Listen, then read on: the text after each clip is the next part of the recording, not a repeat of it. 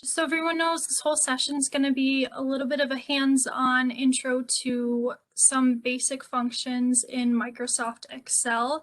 We're going to be working off of a slide deck that Amanda put together and working with that.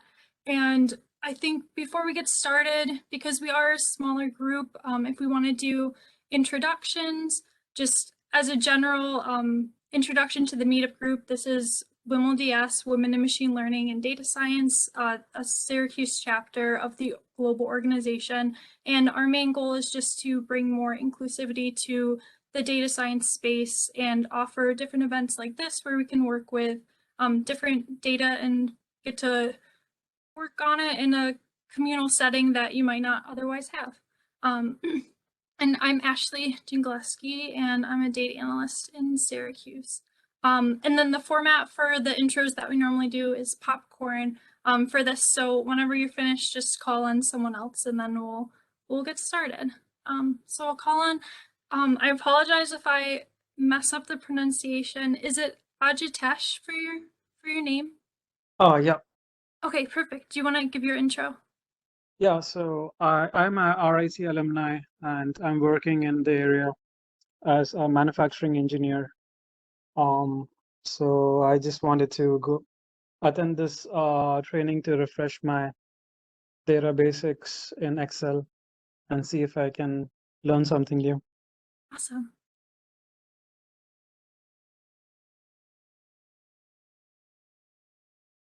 And Kelly, do you want to go next? Oh, sorry.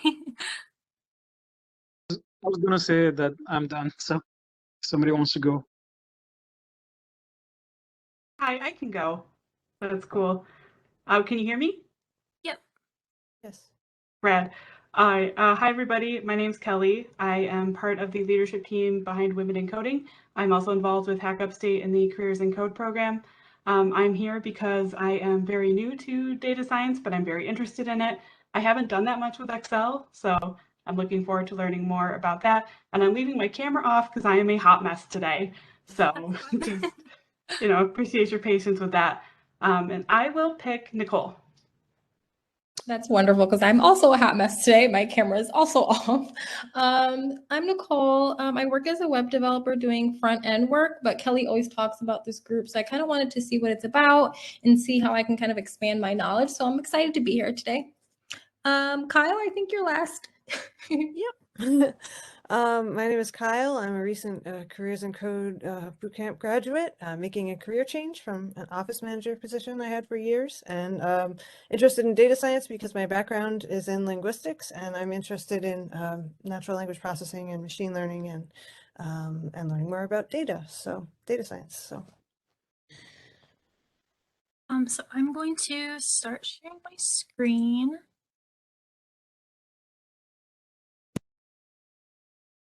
I'm going to try the one monitor for now, but I might switch off later.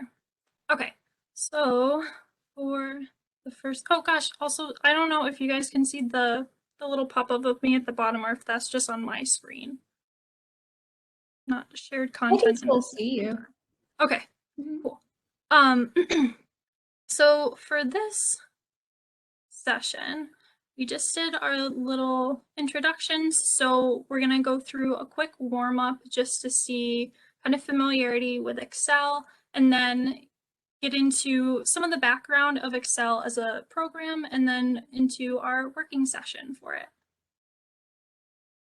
And so for this, if you guys want to use the chat, or we can just say it verbally if you want, for like on a scale of 1 to 10, like how skilled would each of us consider ourselves in Excel?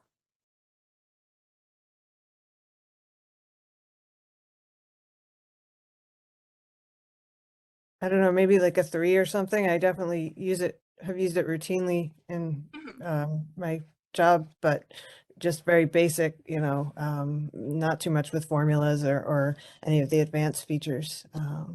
Although I did figure some of them out with Google for my the application process for Careers in Code had us doing certain things in Excel, and I was pleased to learn some new functions then, so I'm excited for tonight.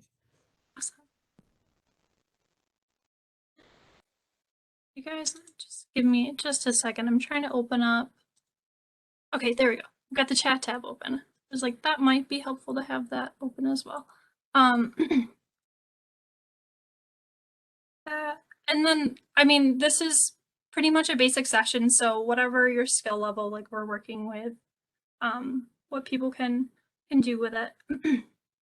So for just a little bit of history on Excel itself, so far as spreadsheet programs go, it was replacing some of the more preliminary spreadsheet programs that were introduced as computers kind of came up in existence, such as Lotus through IBM and different programs like Multiplan, SuperCalc, VisiCalc, were different ones in the early 90s. And for Excel, it's one of the first spreadsheet tools that there is to be pretty widespread in its usage. And then some of the different things that we'll be working with, like working through different cells and rows and columns, kind of that familiar format that it has, I feel like has become pretty ubiquitous with spreadsheet programs themselves. And then the other thing too with Excel versus other programming languages, there's Turing Completeness, which is pretty much as also this presentation is from Amanda, so I apologize if I need to expand on certain things that are in here, or I've tried to do some research in the meantime. But for this concept, it's that a machine can recognize or decide other data manipulation rule sets. So it's pretty much saying that with whatever language or program that you're working with, that you could compute whatever algorithm or computation that you wanted with it.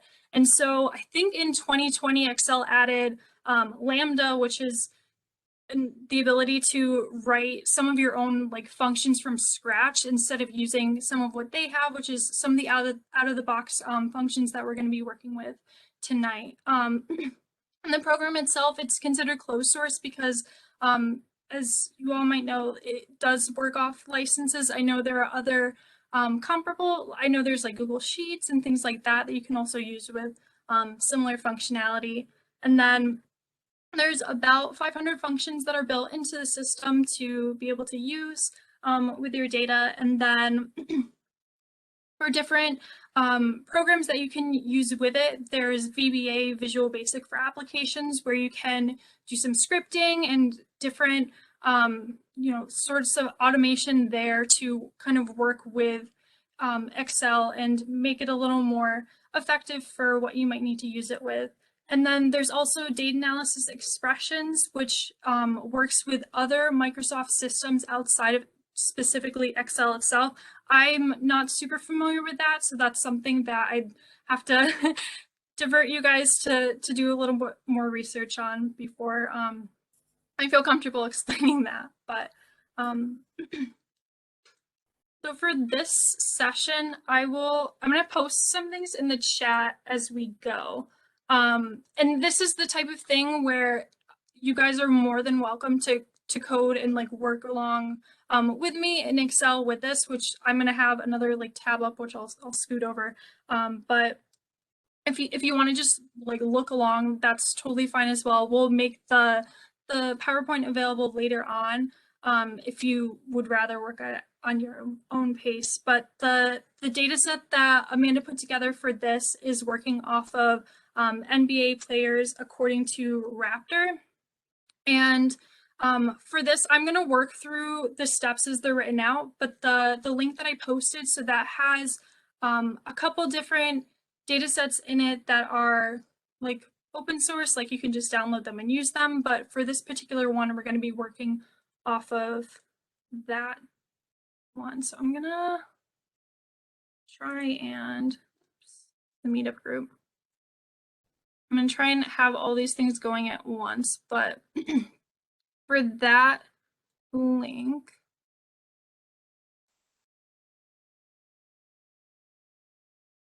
so if you go to that website, there is, I think it's going to be the third one down. It's this best NBA players according to Raptor. And then if you want to download it, it'll just be the button over here. And then I've already got this downloaded, so I'm not going to click it this time. But once that's downloaded. It will come in a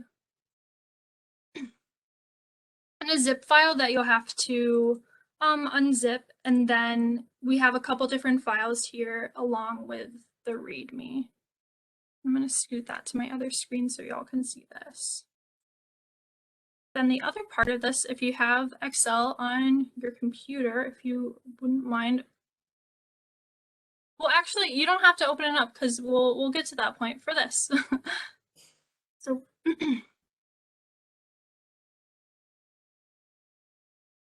and then if I don't know, if I'm going too fast, just like shout at me or post in the chat or anything like that.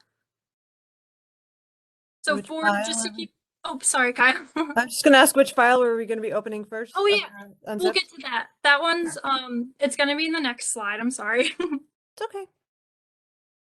So for this, just in general with Excel, some kind of base tenets to keep in mind is just to keep things organized as you go. I know I've had times where I lose track of things and then it's a pain to go and try and find things. So keeping things labeled properly and things like that is really helpful for yourself, like 3 months down the line, trying to figure something out. And also consider your audience if you are sharing your workbook or your work from it with other people to have it be kind of user friendly. And then also Amanda put in a note about scalability. So if you wanted to take something that works on 10 data points, but then you also want to have something that's going to work okay for you for 10,000, like that's something that would be good here. And I know we'll get into this with other sessions, but for extremely large data sets, Excel might not be the best thing, but there is some I guess trial and error with that to see like what kinds of data might be okay with that. Okay, so for this, I'm gonna try and see. Also, let me know if the font needs to be like larger or anything like that. I think there's some formatting in here, so I don't know if I can do too much with that. But for a little background on some of the functions that Excel offers, and we'll get into these in a minute, for kind of the point and click options from Excel. So we can easily work with different lists of data and then also doing quick things like removing duplicates, using filter functions. Conditional formatting is really good. I use that a lot to highlight duplicates and things like that when I'm doing cleaning tasks. And also formulas are super helpful and important and awesome in Excel. And also for some of the base functions. So across different programming languages, I think there's a lot of kind of base mathematical functions that we use and are like, I don't know, we can get really comfortable with using things like sum, finding like the difference of two different data sets, average, and different just base statistics like that. But then we can also use things like countif and countifs functions to do different comparisons, and then doing things like VLOOKUPs between all of our different sheets that we'll be looking at, and then working with the index of data and different things. Like we can also do logical operators, so like if else statements for what we're looking at.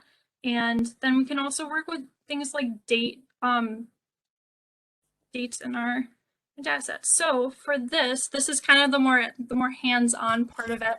So for this, earlier when I worked through this before the session, so I didn't have like a fresh Excel up. I was just working off of the CSV, and then I did a save as for kind of my working document. So for that, if y'all want to open up the historical Raptor by team CSV to start. I think, I apologize if this pops up on my, yep, there it is, my other screen. Okay. So then for this, I'm gonna do a file save as, and then I've do the same, that is fine.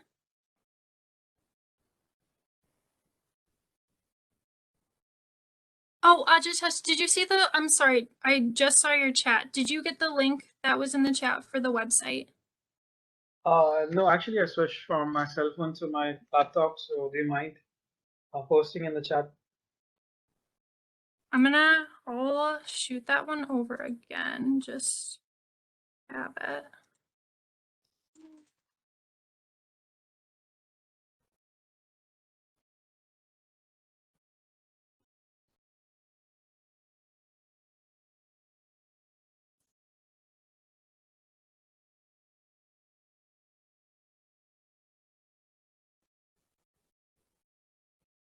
Okay, so once that's open, we also have from the zip file, there's a README that's there. So if you guys open that one up as well. So I don't know if it'll open up in like Notepad. I don't know what the default is on different people's machines for Markdown. But I think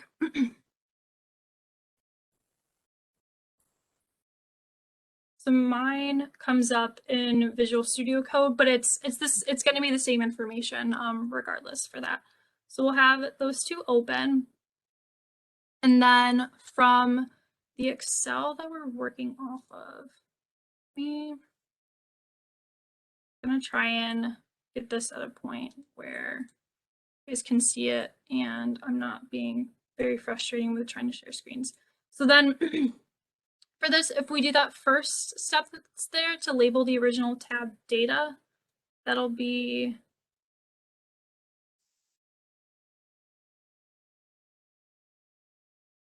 we'll do a rename for that because as we move through this, we're going to be referencing the different worksheets that we have in the Excel. And then we're going to add 4 new tabs to the Excel, and that'll be Viz, Analysis, Lists, and Keys. And then the other thing with this, so this doesn't, it's not going to matter what the order you have these in on your workbook, whatever is best for you is fine, because what Excel cares about is that the names are going to be referenced as we go, so that part will be fine. And then the key tab, we're going to copy and paste what is in the README and put it there as a reference for pretty much sourcing the data for later use. So if you just do like a copy from the Markdown, and then for mine, because I'm pasting it from Visual Studio Code, if I tried to paste it right now without anything, it would try and bring over some of the same like coloration for text in there. So to paste it, I'm gonna do a right click, and then for paste special, you can do just like a paste as values, but I think if you also you can do matched destination formatting for that. But then you should end up with something that looks like this on your key tab. And you pasted that entire README file? Yeah, so it's the whole thing. We're not going to be specifically referencing stuff that's in these cells, but it's just kind of I guess good practice to have our source in there for later reference.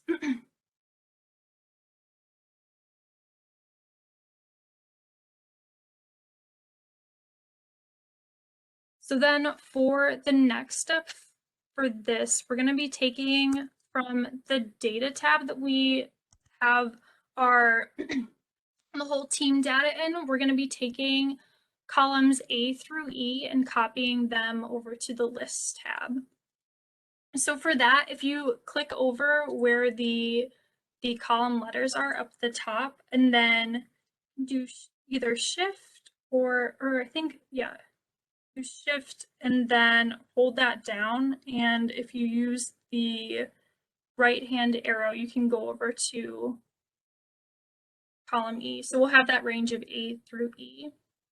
And then that will have those highlighted like that. And you can just do Control C for copy, or you could do like right click copy for that. And then we're going to paste that into the List tab. So then, oops, sorry guys. Enough of this. So for once that's pasted, we're gonna be removing duplicates from what we just took from columns A through E into lists. And so to do that in Excel, we're gonna use the data tab, which is, I think by default, I wanna say it's gonna up in the ribbons, but if your Excel is like parsed down, that might be something that needs to be configured. But what we'll do is we'll click up here to grab that whole column, and then apologize because this is farther down. If I scoot it over a little bit, there should be, depending on what your view is for this, you might just have the symbol or you might have like written out remove duplicates. But it's going to be this little icon thing up here. So if we hit that, and then it comes up with a warning saying, hey, do you want to expand the selection? But for our uses for this, we wouldn't necessarily want it to take everything from A through E and remove duplicates for everything all at once, because we're going to have different data between each of these. So we're just going to do the button that's continue with the current selection. And then if we hit remove duplicates, and it'll just tell us, hey, we're just grabbing column A, and we'll hit OK. And then it'll give you a notification saying like this many unique values remain after that. And so for that, we're going to do the same thing with columns B through E. And then I apologize, I tried to figure out how to get the stupid dinging to stop on Excel earlier, but I was not successful. So I apologize for that part. So do remove.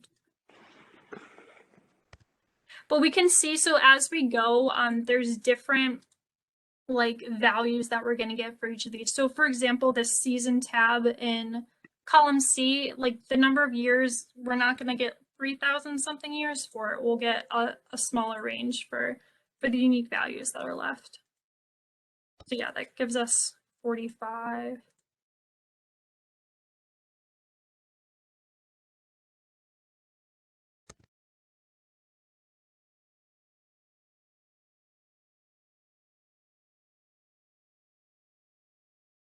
So then,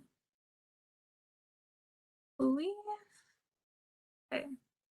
Once that's set, and then I'll just give everybody a minute for that part.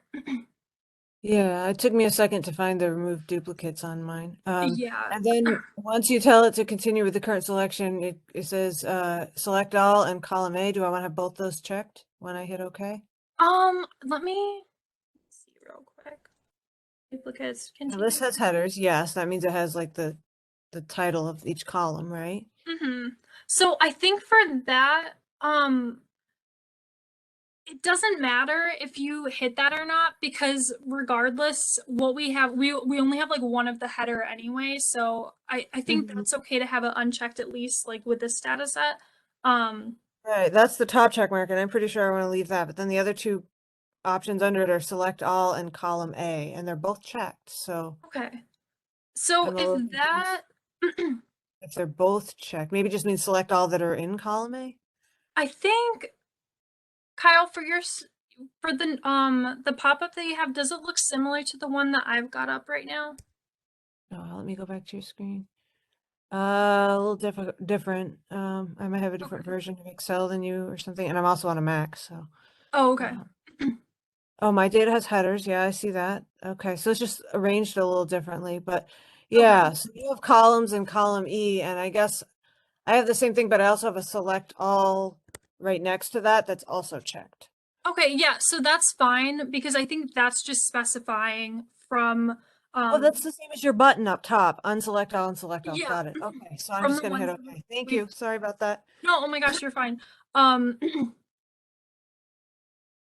For that. And then yeah, so like I just did, if you have something where you like remove duplicates, again, if you already did it, it's not, you're not going to get a different result from it, but should be fine.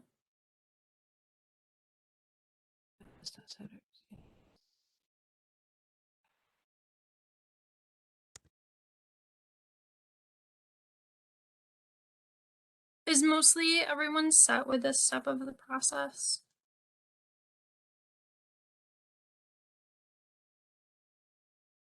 I'm almost there.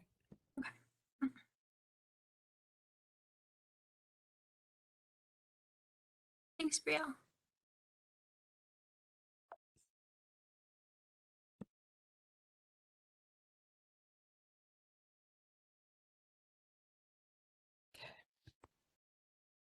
Okay, so for the next part, we're going to be working out of the analysis tab. And for this, we're going to select cell A2. And then from the data ribbon, we're going to keep that up because we're going to use it in just a second. For the cell that we have selected, we're going to go to the little data validation button. And if we hit that, we'll get a pop-up, and let me scoot that over just so everyone can see. It's going to be symbol like that. And then for this, from the drop down from allow, we're going to click that little caret, and then we're going to hit list. And then we're going to uncheck ignore blank. And then in source, we're going to put equals lists, and that's going to reference the lists sheet that we have in our workbook. And then we're going to put $, a $2, and then do a colon through $a, and then I think this just has 100,000. So if you just do 1 and then 6, let me see, or is it? Yeah, 5 zeros. That should be. Let me see. That should be fine. This is because we're ignoring blanks for the range that we're giving it. That's why we're kind of overshooting it, even though we have less than 100,000 records that are in our unique values that we'll be looking at. We'll still be giving it kind of a range that's larger than that. So I'm gonna copy that. If you don't want to write it out, paste that. Yeah, so you just typed, what is the exclamation? I can see, Oh, yeah. list is obviously what the tabs are called, and then I can tell that, the references to the different cells or whatever, but is the exclamation part just mean this is where it's the cells start or something? So that's saying if you put the written out name of the sheet ahead of that exclamation mark, as far as I know, and I could be wrong in this, that's just saying like, hey, every text before this is what we're using to reference the specific sheet we want to grab cells from. Okay. And then the $signs, like when those are used, that's specifying that it's a cell that I'm trying to think of like the right way to phrase this. It's I want to say like a permanent way of specifying a cell instead of something that could like fluidly change as we're working. Okay, like if you insert rows or whatever. Yeah, for something like that. So it would still be columns or whatever, yeah. Yeah, it would still be specifying like that same range. So once we do that, we'll hit OK. And then, so this is something like as we work with this, we're gonna fill in. So this looks kind of funky, like we just did something, but now it's blank. But we'll be filling in that part in a second. So I'm gonna move on to the next slide. So for this, we're still working off of this same analysis tab. So from B2, we're gonna create a function to do a count if. But instead of doing a conventional countif that would only take one solid argument for it, we're going to actually use countifs for it instead. And then I'm going to do the same kind of thing with this, where I'll post this in the chat. but I'm gonna type that out.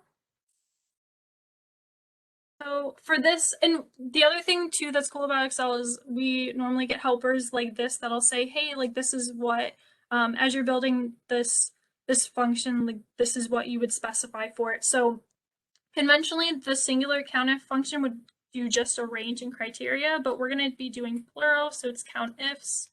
And then we can give it multiple criteria followed by, or multiple ranges followed by multiple criteria. So for that, we're going to say, I'm going to take everything from the data tab, and then we're going to specify the entirety of column A, and then from the analysis tab, or sorry, I should be saying tab sheet, same, I guess same thing with this. And then we'll say A2. And then if we close this parentheses, then that'll say 0 at this point because we don't have anything over there right now. But for A1, we're going to give that a name, layer. And then for B1, we're going to put number of years in play.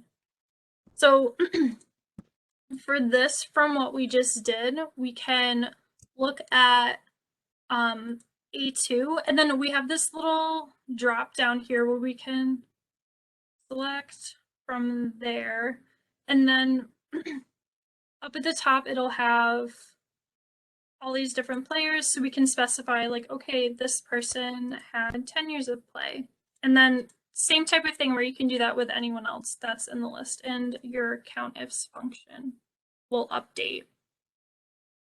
I will pause if anyone has any questions on that, or just give you guys a chance to catch up. But if we're good to move forward, then I will get into the other ones.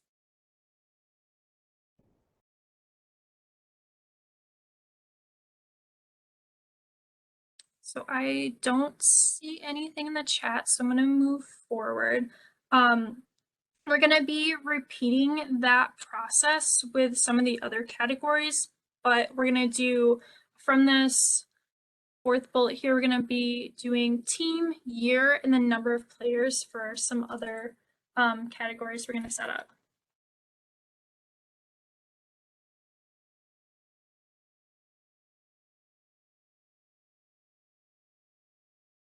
Okay, so for that, we're going to set up kind of the same thing through data validation. We're going to set up lists that it's grabbing from one of our other tabs to sort through and give us our options from the unique values that we created for that.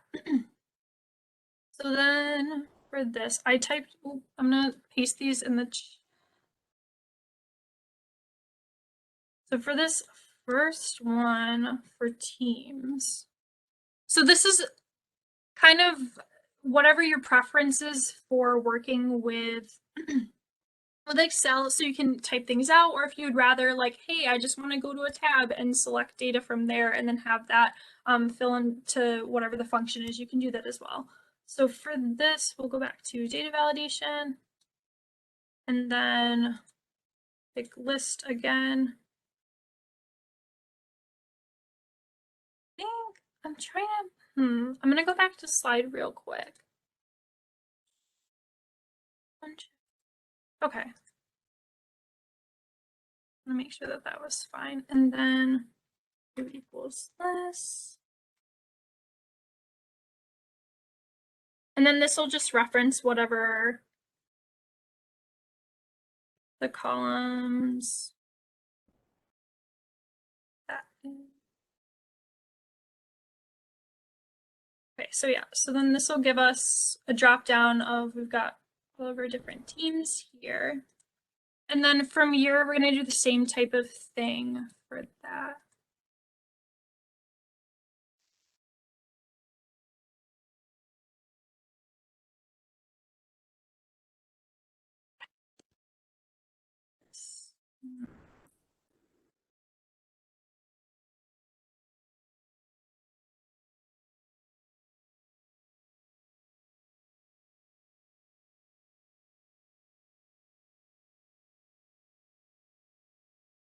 Okay, so then we should have another set in there that is all of our different years.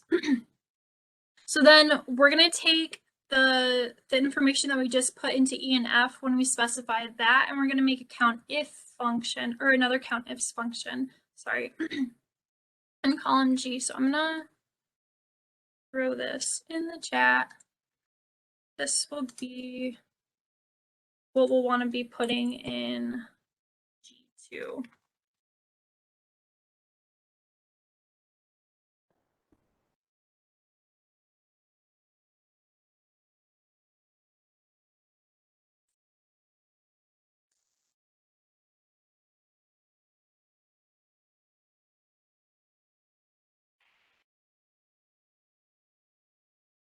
And for this, we can kind of see as we're writing along for it. So it's saying like, hey, we're going to take whatever data we specify in E2 and then use it as what we're looking for as the criteria for this function.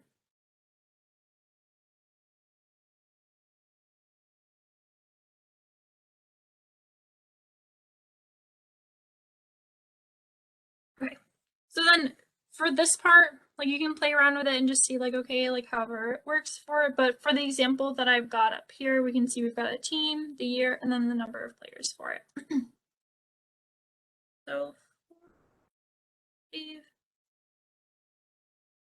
So then for the next part of this, we're going to be grabbing the different years that are in the data set. So for J2, we will paste that there, but this is going to come from our analysis tab. So I'm going to, oops, let me see.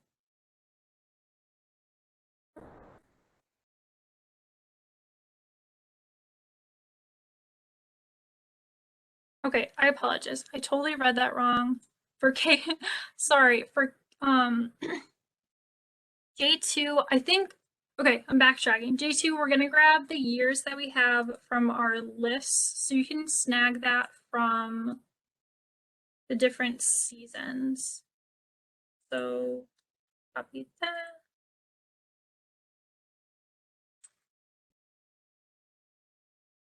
Once that's pasted, then we can get the different stats that came in the team players data set from our usual data tab.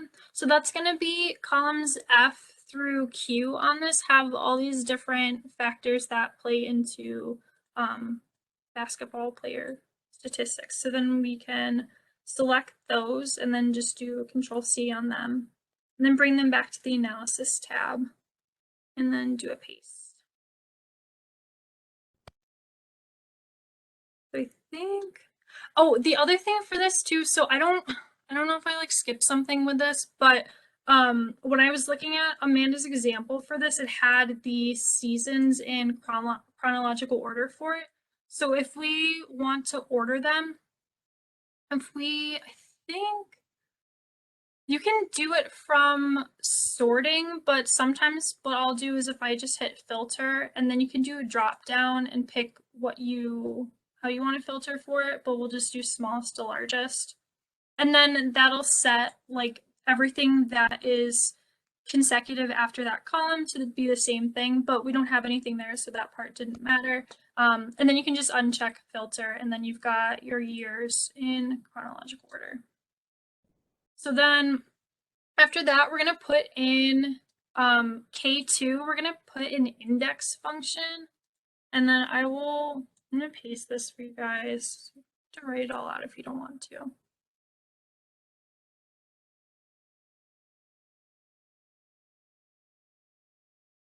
So that's going to say for the index of what we're grabbing, we're going to snag all the data for that given year from our data tab, and then we're going to match from our analysis tab the value that we have in J2. So in this case, it'll be like 1977 for this example. And then data tab, I'm gonna grab everything from column C, and then we'll do another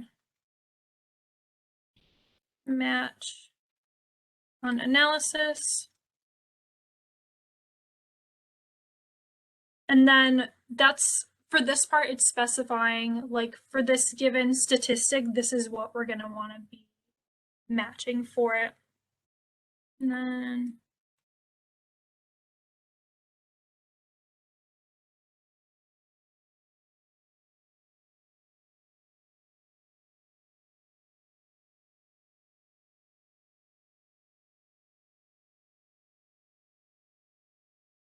okay, so then that will be the full function. And then I think the other thing about Excel too, if I mess that up, Excel will probably yell at me about it not being a correct function. But that should give you the cumulative, I think, I want to say that's going to be grabbing like all of the information for that. So then what we'll want to do for the function that we just put in there, we're going to want to apply that to all of these other categories from like K through V, and then for each of the years. So what we can do once that function is in place, and let me try is you can take it and then, let me see. So as we drag it, we can tell like, okay, this is filling in for all these different categories of the data that we're looking at. So I'm gonna snap.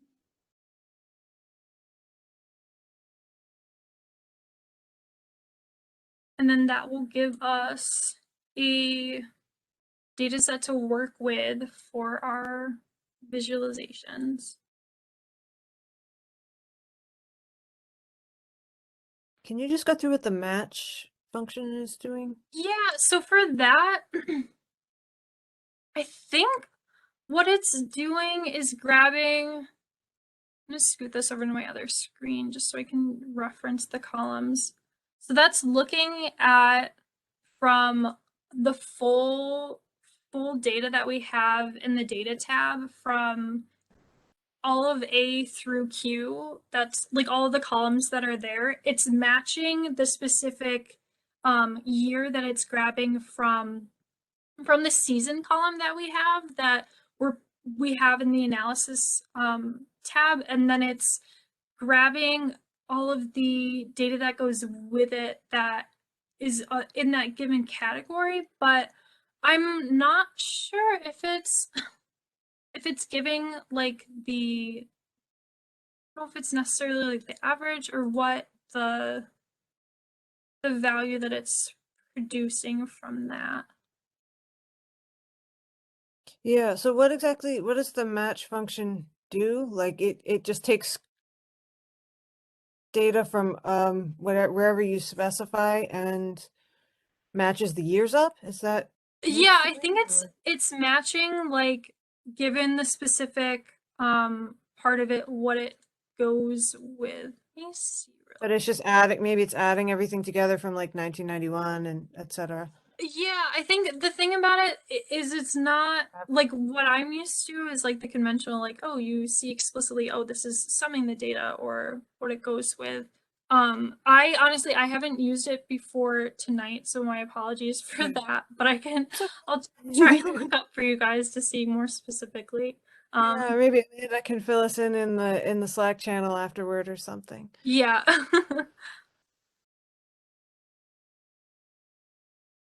But I think, so once that part's set, we're gonna reference that just to make some different visualizations for what we've got. So then we can go to our Viz tab, and I'll move on to the next slide.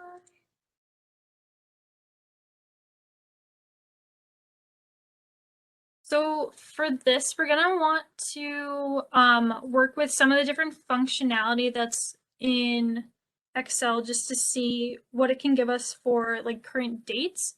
So we can go down to cell A11 and then we can type in equals year and then we put today and then close the parentheses and then -1. So that will give us the year as of today's date -1. And paste that over here. And then the next thing we're going to do with that, from A10, the cell that's just above it, we're going to reference the cell that we just worked with, and we can say A11 and then -1. And so that'll give us 2019 for that. And what we can do is drag the formula back up to A2, and that will give us 2011 through 2020 for the years. And that's the other thing with Excel, like a lot of times, as we saw with the other example with analysis, you can drag the functions that you're working with. And then Is the reason you're doing it that way so that it will auto update? yeah, so like you can either, I'm trying to think of the different ways to do it, but once you have a function written in one cell, if you drag it to like whichever direction you're working with, if it does have like, it'll have something to reference regardless. Like you might get a ton of zeros if you're not like referencing anything specific. Yeah, But no, I meant doing the years as that formula so that it will. oh yeah. So that like Um, when you open it up in January, it will be 2021 in row 11 or whatever. Yeah, so I think for this example, what Amanda put together for it is she wanted to do whatever the current year is -1, just given that there is data for 2021 in this data set, but because it's November, we still have a month, and because it might change like between now and whenever, that it would be like more, I guess, representative of when we're looking at it. Yeah, I just meant like you could type 2020 and then have it like subtract 1 year backwards up. You know what I mean? Yeah, so I guess, yeah, that's the thing. You could do that as well if it was more like solidified for like the data's not going to change as you work with it. So for this, see, we're going to grab the stats column again and then bring them over to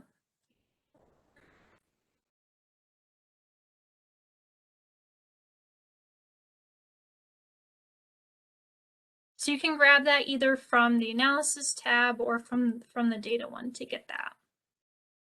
And then we're going to put for this in column B2, we're going to put in function to get the, oh, actually, I'll paste this for you guys before I sit here and type it.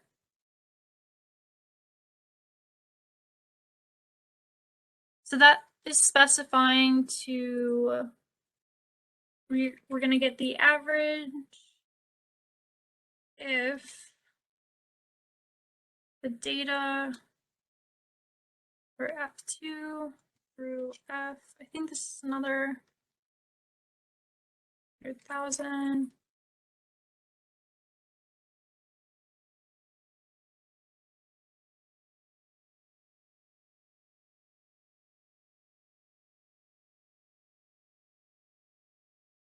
And then we're going to specify, hey, we're going to reference from our Viz tab.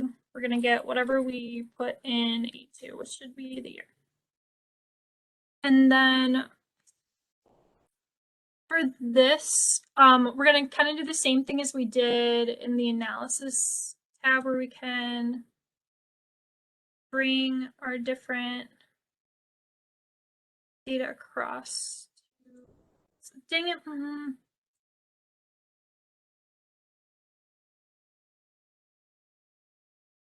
Okay, I think that is as it should be. I'm gonna look at Amanda's example really quick just to make sure. I don't know, I get freaked out when I see negative signs like that, but I might be, okay, that's legitimate. That's just whatever the stat is. I don't know anything about basketball statistics, so I apologize.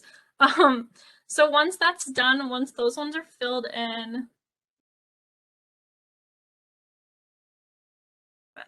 okay, so then we're gonna use conditional formatting from Excel. That's another kind of helpful thing that if you want like a good, it's like visual way to look at your data, you can use that. And then this is another thing that I don't know if your different like ribbon bars up here are like formatted differently. Mine, for me, conditional formatting is going to be in the home tab, but you might have to search for it if it's in a different one.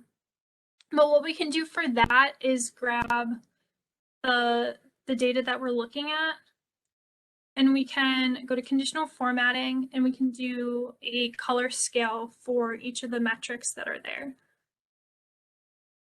So for this, I don't know, you can pick, like, depending on what your preference is for it. I think, look, I want to say for this though, it looks like from the example that I'm looking at, we'll do the metric on like everything, but this will show us like, hey, for these different categories, like these are the ones that might stand out for being higher or low. So it's kind of an easy way for us to get a good grasp on that. So then after that's formatted, insert tab. So we can do a line chart on the average possessions per year. So for Excel's functionality for making different graphs, it's pretty much select the data that you want to work with, and then choose one of the options for what's there for the different graphs.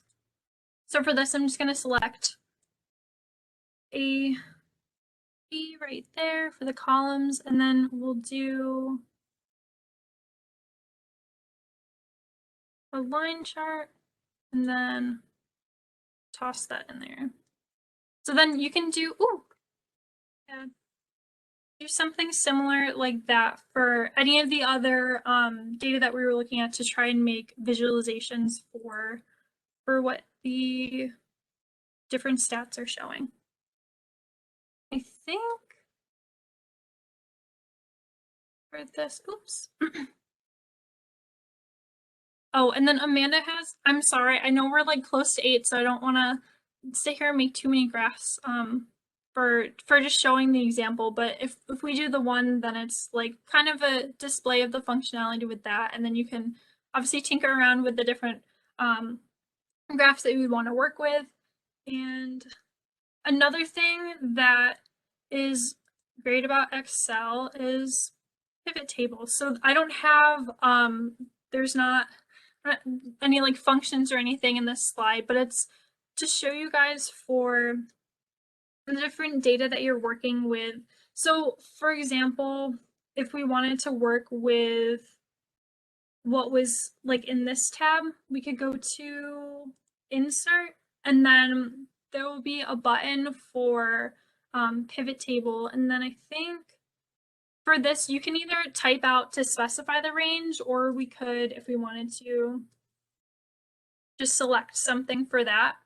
And then we hit this, then we're going to see kind of something similar to what we were writing out by hand for specifying, hey, this is what sheet I'm grabbing from, and then these are the columns that it's selecting. And then you can paste it in new worksheet, existing worksheet, but we'll just do new worksheet just for an example, and then we'll hit OK. So then that'll give us different functionality with what we want to see. So if we say, okay, we want to look at the sum of possessions that were there, I'm not 100% sure what MP stands for. I'll have to like look at the README for that. So that could be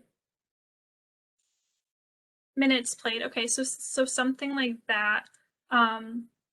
You can get kind of quick statistics based on that, but you can also like tinker around with the different formatting there as well for what you want to display. I know people that like live on pivot tables for displaying their work day to day, so there's a lot more to dive into with that. And then I think the other slides, I know we're coming up on 8, so I don't want to you know, make you guys stay too long. This just has, Amanda had some other explanations for just a little bit more details on Visual Basic for applications, and then also what I mentioned before, that data analysis expressions. So both of those just roundabout are ways to kind of leverage the powerful things that you can do with Excel in kind of an easy type of point and click type of thing. And then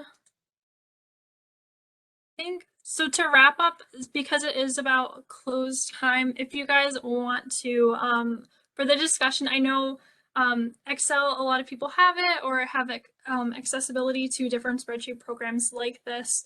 So just, I guess, something you don't necessarily have to post in the chat, but just something to like think about maybe for the next sessions are different pros and cons about the ways that you can work with data in Excel and what might be different things with that you would consider for what you're working with.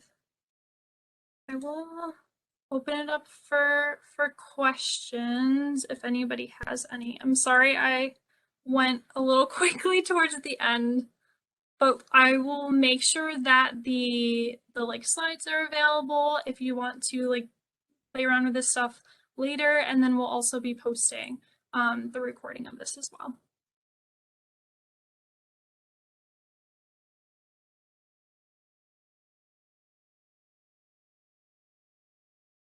I think if there aren't any questions, just for general announcements, our next session, I'll have to double check the date, but our next session for this is going to be working in Python.